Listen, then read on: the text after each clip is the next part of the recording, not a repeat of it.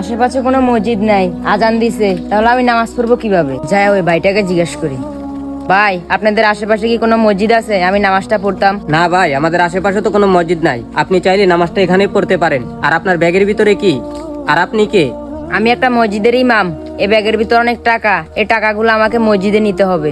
আচ্ছা ঠিক আছে হুজুর, আপনি চাইলে আমার কাছে ব্যাগটা রেখে আপনি এখানে নামাজটা পড়তে পারেন। আচ্ছা ভাই, তাহলে আপনি আমার ব্যাগটা রাখেন, আমি তাড়াতাড়ি নামাজটা পড়ে নিই।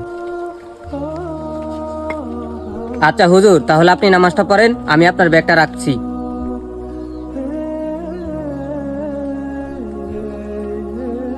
তার আগে বন্ধুরা, এই অসহায় বাবাটাকে দেখে কে বা লাইক সাবস্ক্রাইব করবে? জানি দুষ্ট বাচ্চারা করবে না, আর ভালো বাচ্চারা লাইক সাবস্ক্রাইব করে দিবে আর কমেন্টে আমিন লিখে দিবে। হুজুরের টাকাগুলো সব নিয়ে আইছি, দেখি কত টাকা আছে এটার ভিতরে।